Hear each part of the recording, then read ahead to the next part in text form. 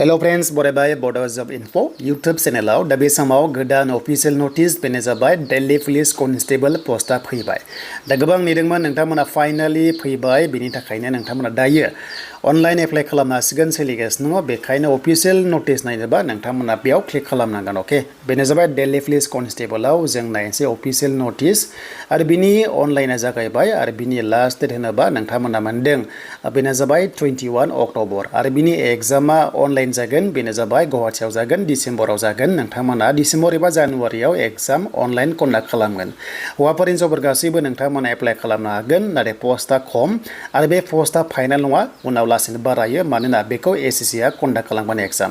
दा बेखायनो फार्स्टनि एग्जामा नोंथांमोना अनलाइन स्टेज 1 एग्जाम होनांगोन, खालि स्टेज 1ल' आरो बेयाव पास जाबाथाय नोंथांमोनखौ फिजिकेल टेस्ट लागोन, बेनिफ्राय मेडिकेल टेस्ट लागोन आरो लोगोसे नोंथांमोना डकुमेन्ट्स भेरिफिकेसन खालामनानै बेयाव फाइनाल काट अफ नोंथांमोनखौ होनाय जागोन आरो साख्रि मोनगोन आरो नोंथांमोननि पस्टिंआ दिल्लीयाव जाहैगोन।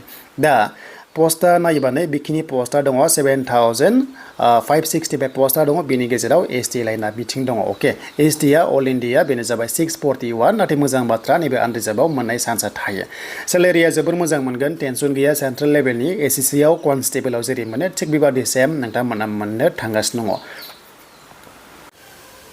दानिया बैसोआ मिनिमाम 18 इयार्स आसाम पुलिसनि बादि, बेनिफ्राय 25 इयार्स जेनेरेलाव, बाट जोंनि एसटिआ 30 इयार्ससिम बे पस्टआव बारा मोनगोन। ओके, माने जोंहा 5 इयार्स बारा मोनो नालाय, बेनिफ्राय नैबे माखासे डेट होनाय दङ बेजों गोरोबनाय जानांगोन। जायखिजाया नोंथाङा ट्राइ खालाम, जायनाखि बैसोआव एसे प्रब्लेम मोनदों लगइन खालामबानो मोनसिगोन जे नोंथाङा इलिजिबल जागोन ना जाया। अके, स' बेखायनो जाय फंबायमोना गोबां नेदोंमोन दिल्ली पुलिस कनस्टेबल, दा फाइनालि एप्लाइआ सोलिगासिनो दङ।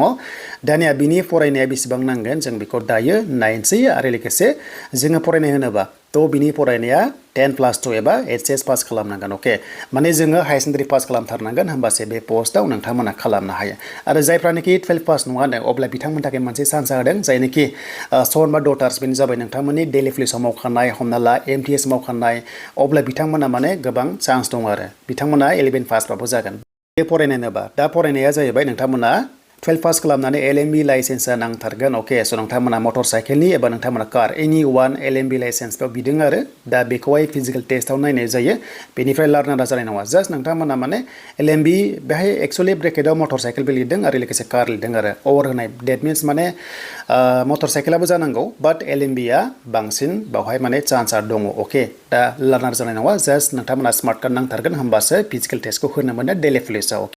देन प्लास पइन्टआ बेनो जायनाखि एनसिसि दङ बिथांमोना बे होनाय मोनगोन। एबिसि दङबा बेखिनिखौ नायदो। बेनिफ्राय नोंथांमोना वेटेज मार्किं एडिशनेल दङ, जायनाखि बिथांमोना माबा RRU होनना बुंदों, थ' बिनिफ्राय जुदि सार्टिफिकेट दङबा बेखिनिखौ माने पार्सेन्टखौ मोनगोन आरो। देन एप्लिकेसन फिसआ जोंनि एसटिआ बेयाव नाङा। देन एग्जामखौ जों नायनोसै एग्जामा माबादि जागोन। दा बेनो जाबाय एग्जाम सेन्टारा जोंनिया हमना ला नोंथांमोना इटानगर मोनदों, डिब्रुगड़ मोनदों, गुवाहाटी, बेनिफ्राय जरहाट दङ, सिलचर दङ, तेजपुर दङ। अके, बेयाव नोंथांमोना एग्जामखौ हैनांगोन अनलाइन हिसाबै।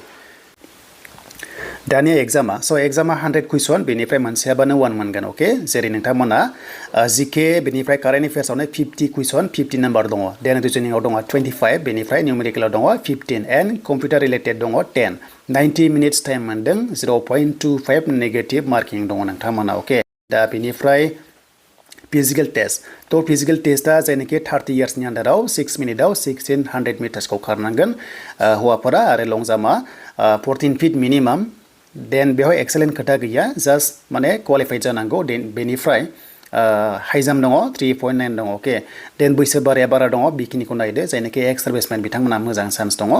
देन बेनिफ्राय आरोबाव नोंथांमोननि बेनो जाबाय फिजिकेल मेजारमेन्टआ 170, हाइटआ बाट जोंनि एसटिआ बेखिनि नाङा, जोंहा एसटिआ खम मोनो। अके, हमना ला जोंहा 5 सेन्टिमिटार खम मोनो आरो। अके, देन बेनिफ्राय साइजखौ नायबा 81, बाट बेयावबो जोंहा माने 5 सेन्टिमिटारा जोंहा मा रिलेक्सेसन दङ आरो। अके, देन बेनिफ्राय हिन्जावफोरनिया जाहैबाय 8 मिनिट्स मोनगोन टाइमा। देन 10 फिट बारनांगोन लं जाम्पखौहाय, बेनिफ्राय हाइ जाम्पआ 3 फिट बेयाव बारनांगोन आरो। अके, देन बेखिनियानो नोंथांमोना जायनाखि गोसो दङ नोंथांमोना इलिजिबल जागोन। बेनिफ्राय हाइटआ 157 बिदों, बिनि गेजेराव जोंहा 2 सेन्टिमिटारा आरोबाव खमायनांगौ आरो जोंनि माने एसटिआ चान्सआ दङ।